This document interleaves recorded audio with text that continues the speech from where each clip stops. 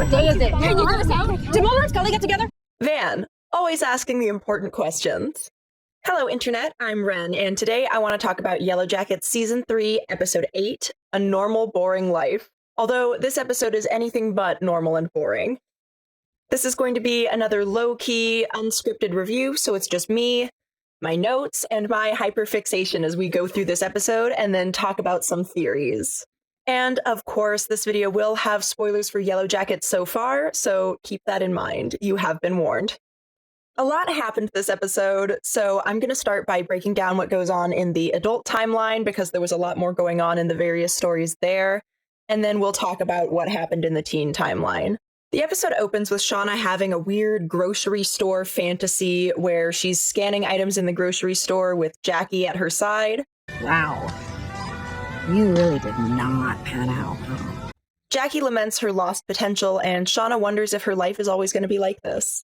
There's also this little bit where Jackie calls her Shipman. Hey, Shipman, come on. You're not gonna make employee of the month like this. Stop calling me Shipman. I fucking hate it.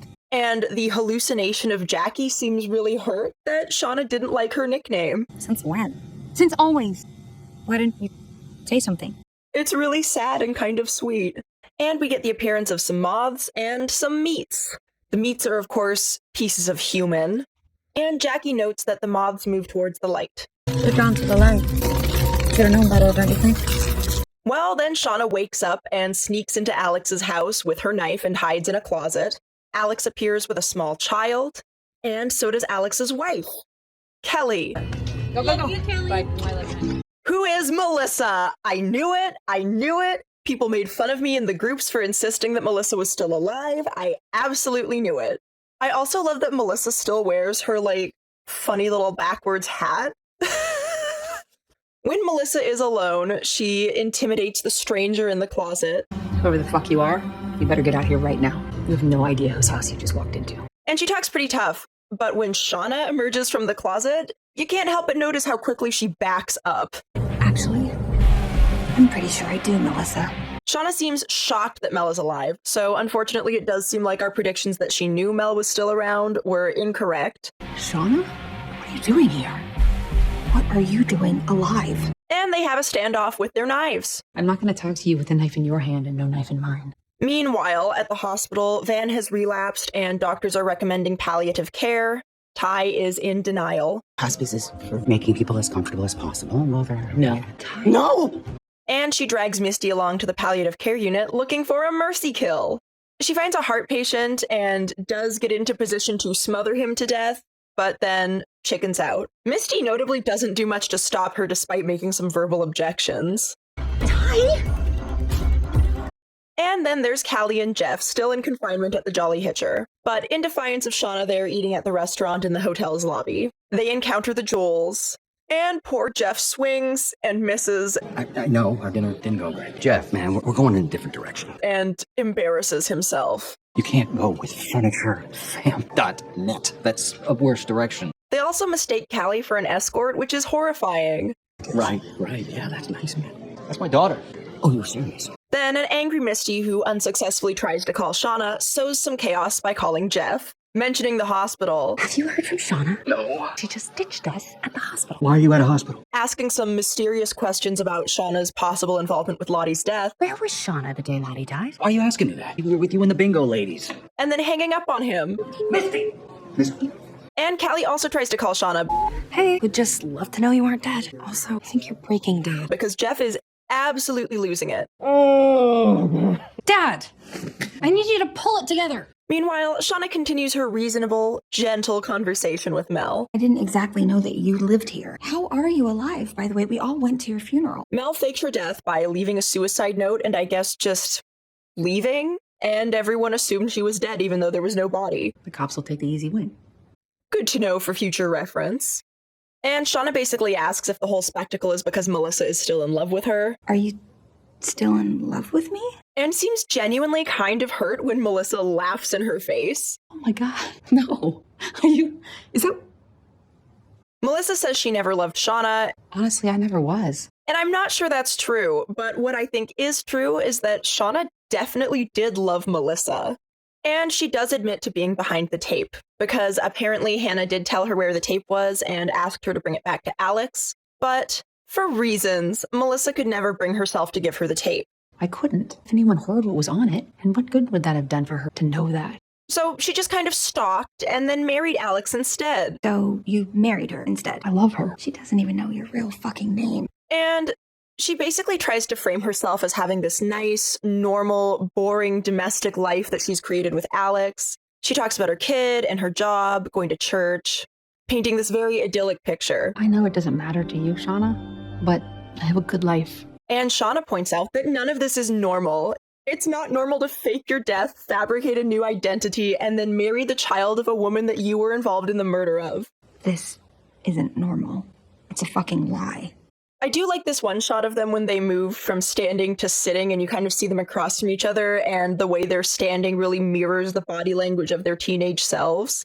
It's just a really nice bit of blocking. So Mel left the tape with Shauna after Natalie's funeral to let go of the whole situation, allegedly. I wanted to be free of what happened. I had to let it go. And that's when I realized the tape. Because that's what her not a therapist Barbara advised her to do. She's extremely intuitive. She originally kept the tape as leverage for obvious reasons. And I love that Shauna seems shocked at the idea that any of them would come looking for her when she did literally come looking for her. Why would we come looking for you?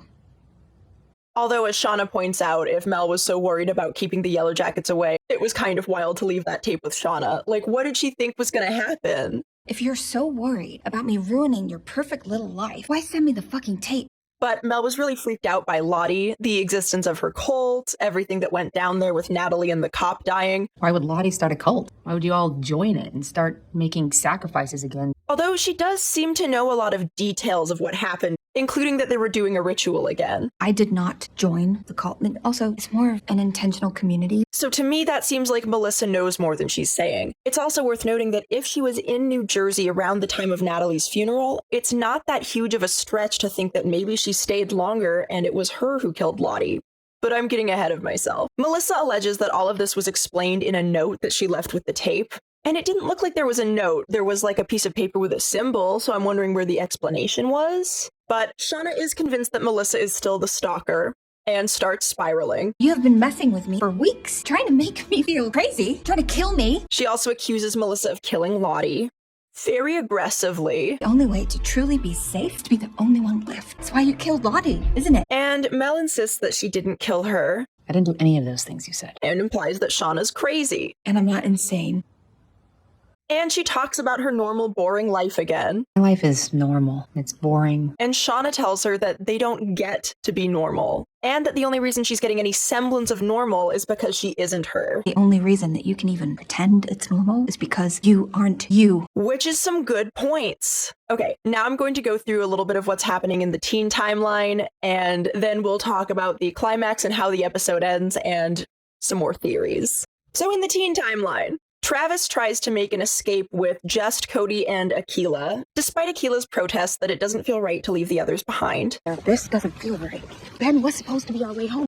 And her hesitation really seems to upset Travis, and he goes off on her. He talks about how their visions were just hallucinations. You had a fucked up dream because you were huffing cave fume. Same way that I tripped balls and Lottie told me what I was seeing. And that he made up his assertion that she was connected to the wilderness. You're not a prophet. I didn't pick you as a fucking seer because I had a vision. I made it up. And it's hard to tell if he's saying this just to try to convince her to come along, or whether he actually believes it. I do lean towards thinking he believes what he's saying because it seems to have been building throughout the season. He's been becoming more and more skeptical and concerned about Lottie's antics. But we'll see. Akilah leaves a trail for the rest of them with fibers from her clothes, which Misty finds after staggering around looking for her glasses, which are shattered like they were in Misty's face reveal in the pilot. Back at camp, the girls barrage Hannah with questions, some more important than others. What day is it? Can you give us some? Did Mulder and Scully get together? Everyone shut up! Vans is obviously top priority. Hannah tells them about being part of a research team, but doesn't really get a chance to explain the details of the frogs and their mating call. A research team studying a species of frogs out here. Maybe you've heard their name.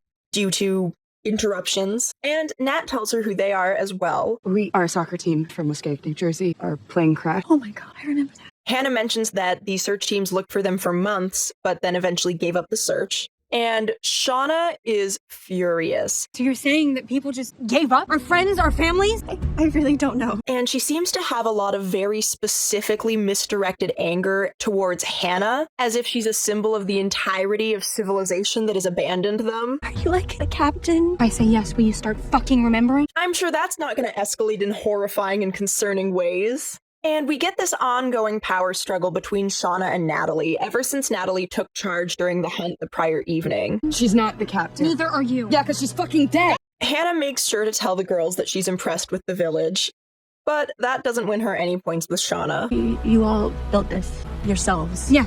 Who else do you think would have done it? She's also not impressed that Hannah can't get them back to civilization on her own. Then Misty returns and announces that she found the trail. I know where they are. Akila and Travis and the other one. His name is Cody. He was our guide. And they leave Ty to watch Hannah, and most of the rest of them run after Travis and Akila. They catch up to them pretty quickly thanks to Akila's stalling. And they hold Cody at gun and crossbow point. And then Akila covers for Travis when the girls interrogate them on why they left without them. You're just gonna leave us here? No, I just thought Then it would be easier as a small group. Cody reveals that it's a 6-day hike back to the drop point, and Nat, excited for rescue, takes charge again. How long will it take to get to the rescue point from here? 6 days if you can keep up. Okay, everyone, pack what you can for 6 days. Shauna immediately tries to resist and keep her position as the newly elected leader of the group. You didn't hear it the first time, but you're not in charge anymore. It's fucking rescue. But because everyone's so excited about leaving, I don't think they really care who leads them at this point.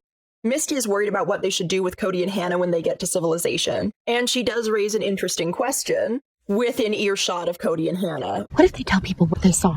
Hey, fancy shit. Which is kind of a problem since they're relying on them to lead them out safely. But of course, Cody isn't really going to be incentivized to do that. He's going to be incentivized to try and escape. And I wonder if an escape attempt is what ends up happening to him, because I think he's not long for this world. But the team starts packing, some enthusiastically and some grudgingly. There's also an undignified burial for Edwin, with All Right by Supergrass playing in the background. As the girls dream about civilization, Mari fantasizes about a Slurpee, Misty dreams of toilet paper and using a toilet, and as someone who's been on a 2-week camping trip, the first time you get to use a civilized bathroom after that long in the woods, it is quite nice. I can't even imagine what it's like after 19 months. But Lottie doesn't want to go. We can't go back. Jesus Christ. Honey, why the fuck not? Because we don't belong there anymore. And Ty is kind of marinating in the implications of return to civilization. She's very concerned about the fact that they're going to be returning to the homophobia of civilization, and she wonders what that'll mean for her and Van. What if we can't be together when we get back? Why wouldn't we? And Van is pretty dismissive about this concern, I think because after surviving what they survived, she's not really worried about homophobia. But Ty is also worried about how they can make sure they all keep their stories straight and keep quiet about what happened out here. Not just to Edwin and Coach, but also to Javi. And she insists, This place will follow us for the rest of our fucking lives.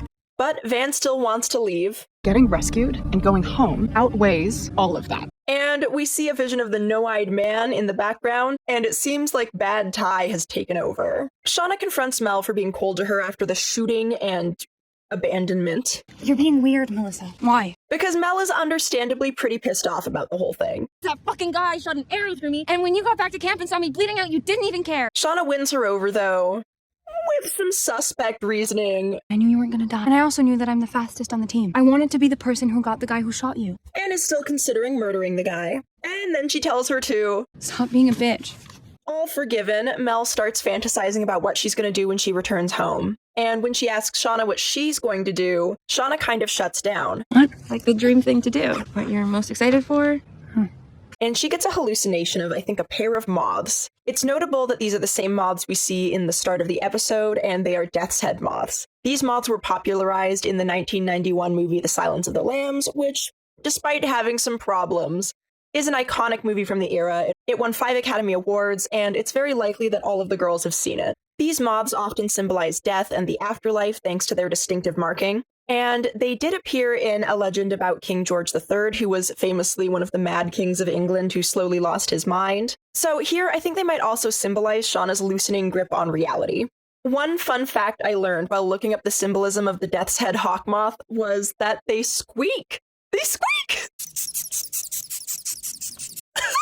It's so cute. Also, in one of the videos, they zoomed in on their cute little face, and they are adorable. And Mel asks Shauna if she's going to bring the homemade sheath back to civilization with her, and Shauna considers it. Wonderwall plays as the girls get ready to leave. It's gonna be the day that they're gonna throw it back to you. And I kind of wonder if that was actually a season 1 reference. I heard Rachel say that she was going to see Oasis next month, but she's never gonna hear Wonderwall again. And it would make sense because they're kind of returning to where they came from. Speaking of which, they all wear some semblance of the outfits that they wore when they first arrived in the wilderness. It's just such a great little detail. Akila seems excited at first, but as she goes to water the animals, she has a vision that they're all dead. But Lottie tries to comfort and reassure her that the animals are fine. The animals, are they moving? Are they okay? Yes. Why? Did you see something? And based on the look on her face, I think she's going to take advantage of this vision. Nat says her goodbyes to Coach. I'm sorry you didn't make it to this moment. I wish you did. And then she taunts the wilderness. And I think when I was actually watching the episode, I out loud said, Nat, don't taunt the wilderness. We're going home. We are leaving. Whatever you are, behind. Like, what are you doing? And of course, everything in both timelines comes to a head. They're all ready to leave. They're packed up and they have their bags and their guide at gunpoint and crossbow point. But Lottie insists that she's going to stay. She thinks she'll be safer in the wilderness, and she feels a deep sense of unwellness at the idea of returning to civilization. I won't be well.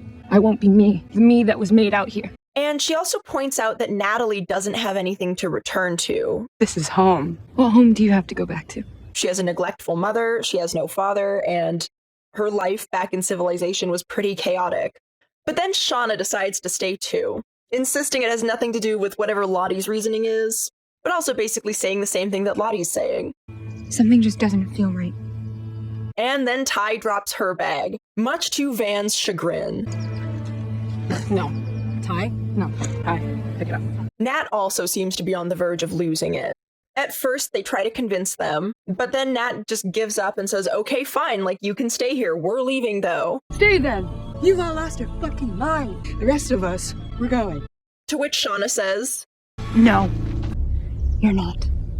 So, from this point onward, any of the horrible things that happen are going to be the fault of Shauna, Ty, and Lottie for literally holding the rest of the girls hostage. Now, we know that Shauna, Ty, and Lottie succeed here because the girls aren't going to be rescued until at least sometime deep in the winter, maybe spring. I haven't done the math of when they landed.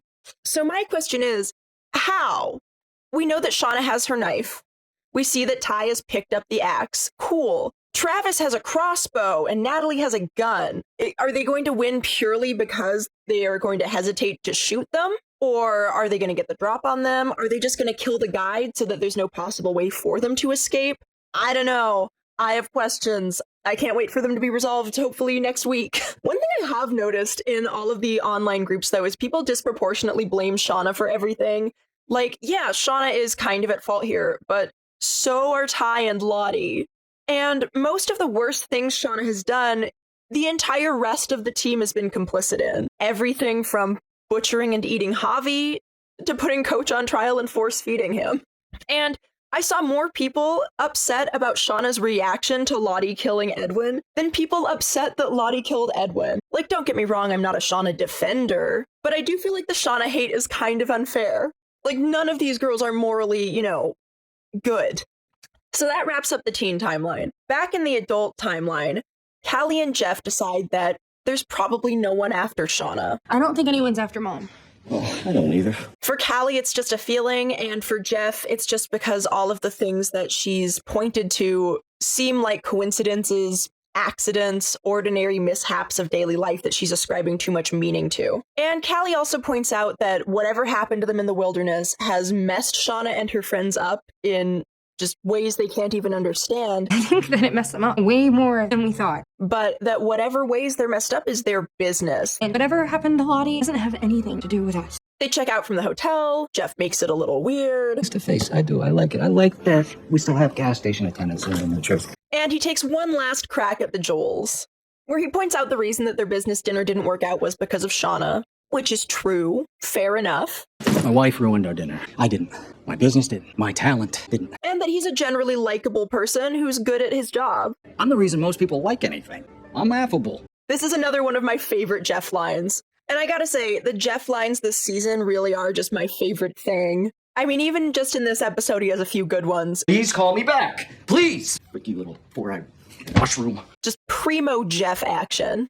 And I like that he's aware that he's in love with, as he puts it, an unhinged woman. Haven't you ever fallen in love with an unhinged woman? Or has every woman you ever been with been fucking boring? And Callie's face. At the hospital, Ty is desperately trying to get in to see Van, but other Ty seems to have trapped her on the other side of the door. I'm the only one that can help her.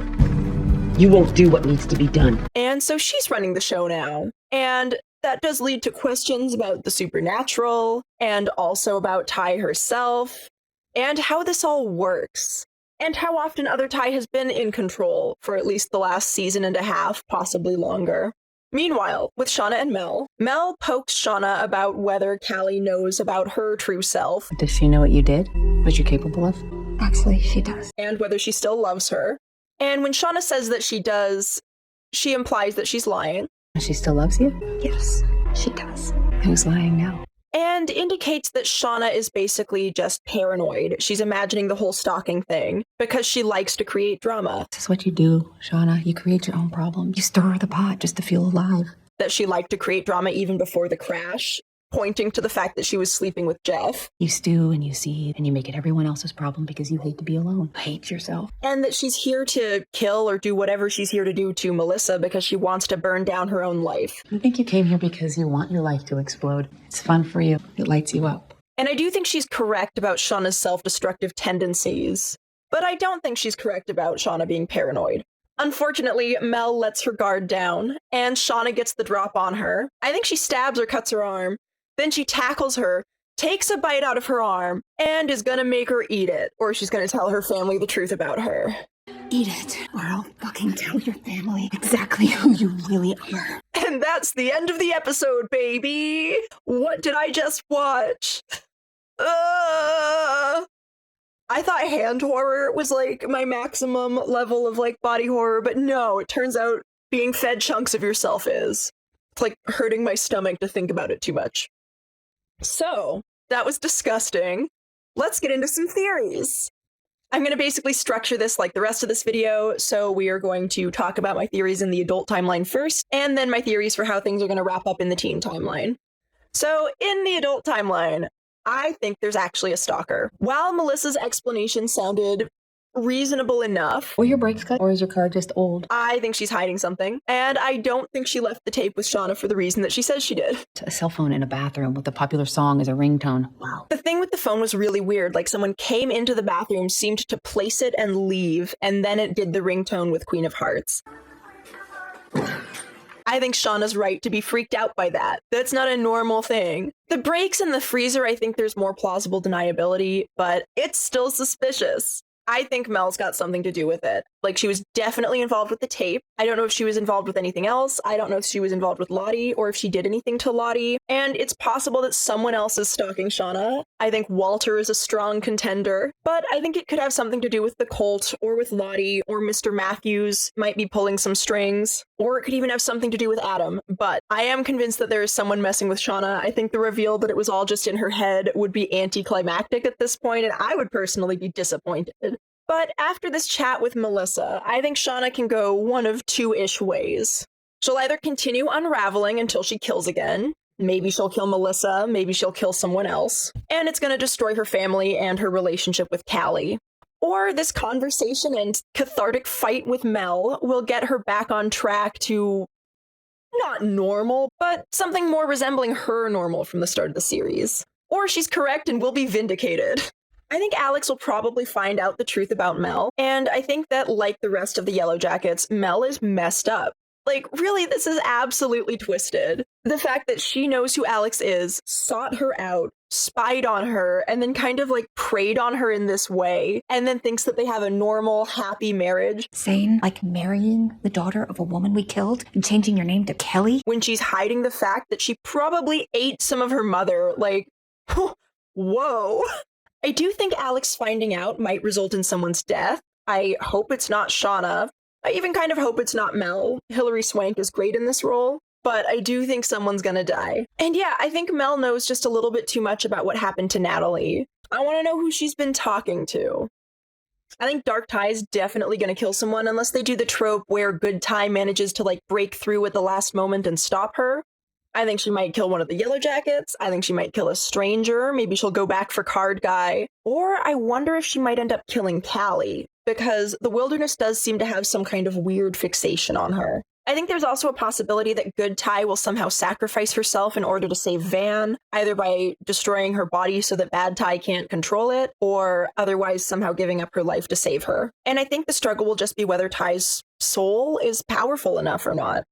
Despite Melissa's implications, I do think Callie still loves Shauna.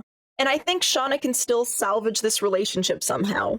Unless she kills again. I think if she does kill again, Callie's going to continue to distance herself from her. But I also think if Shauna keeps escalating things, it could put Callie in a position where she has to kill someone. It already almost happened in season 2. And I think that would fundamentally change Callie in a way that she, of course, can't go back from, which could be interesting to see, but would definitely damage their relationship.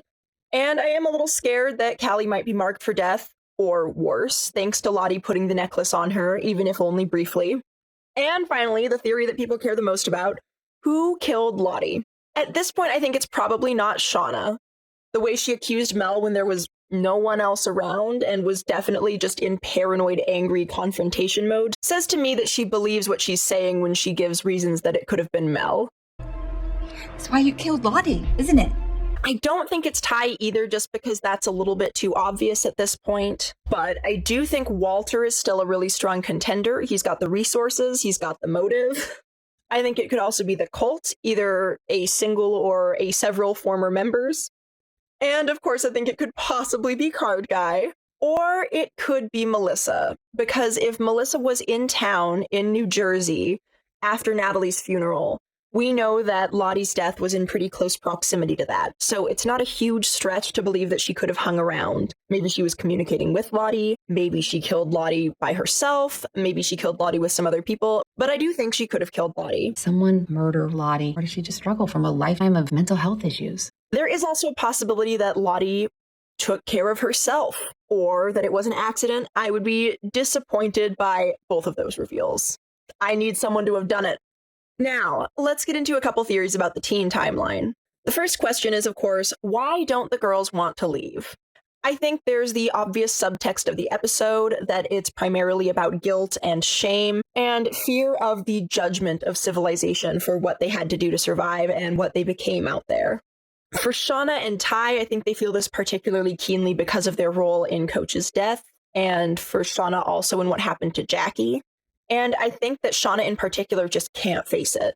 For Lottie, of course, she talks about that sense of unwellness. And we know that she gets institutionalized once she gets back and has to endure electroshock therapy. Basically, I think she knows that she's going to get Rosemary Kennedy'd.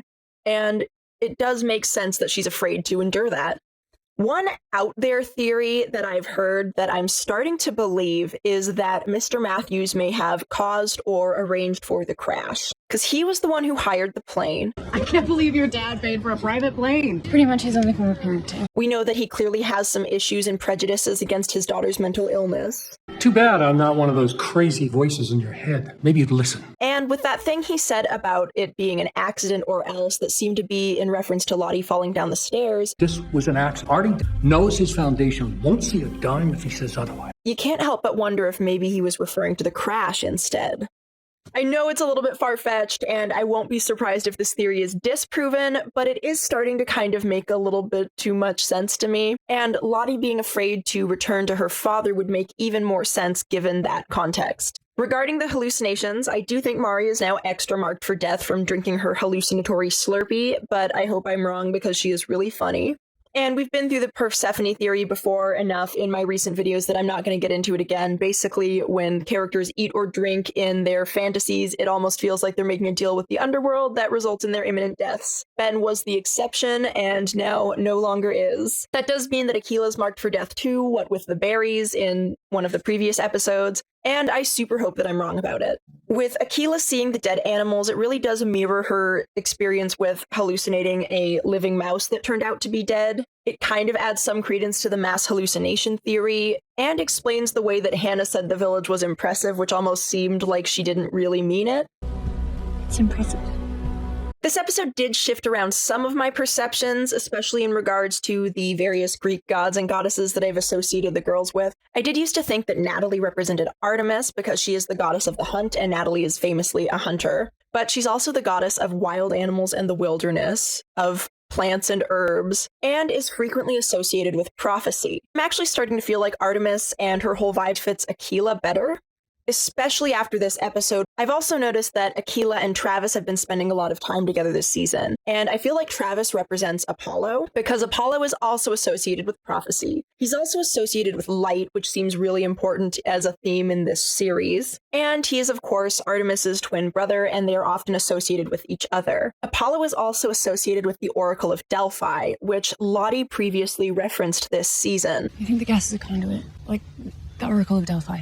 And I think Lottie herself represents the Oracle, who had profound influence over political and social decisions based on her visions. There was also an element of her needing to go into a trance to see the visions, and of animal sacrifice, which here could translate to human sacrifice. Although we do also see Lottie kill a bear and then sacrifice its heart, so I guess there is some animal sacrifice too. But that's not so much of a theory as just kind of my interpretation. For what it's worth, I think Natalie actually might represent Athena, the goddess of reason and of war, because she's definitely the most reasonable, she's the most vocal about wanting to return to civilization, and she's been the most consistent about trying to keep her humanity out there. And I think the power struggle between Natalie and Shauna is going to devolve into factions and violence. I think someone's probably going to die during the struggle. I think Cody is a likely contender, but I think that might also be how we lose a Yellowjacket, because it has been a while since we lost a Yellowjacket in the teen timeline. And I wonder if they're going to end up making another vote for whether they leave for civilization, and if Shauna's going to influence it like she did during the trial. I do still think a rescue team searching for the scientist is going to be how the girls are eventually rescued. And I think Cody is suspicious. I have a feeling that if Aquila and Travis had stuck with him, he would have turned on them. And I do think he's hiding something, either about who he is, how he knows the wilderness, but something. I do think there's a possibility that Cody's going to be killed when he tries to escape, or, as I said, during the struggle. But I also think it's possible that Lottie is going to kill him in the same way that she killed Edwin, in order to make it so that the possibility of them immediately leaving with him is simply off the table. It just seems like something she would do. So this episode was a doozy. There was so much happening, especially in the adult timeline, and also a lot of implications for the teen timeline. One thing I thought that was kind of cool was they mirrored the scenes where Jeff and Callie are talking about going home, with the girls' failed attempt to actually leave with the guide, the juxtaposition of one group that was able to go home and one that was not. But that's all I have for you for now. What did you think about this episode? Who do you think killed Lottie? What do you think is going to happen with the power struggle between Natalie and Shauna? Let me know in the comments down below. Like, share, and subscribe for more videos. See you next time. Wiedersehen.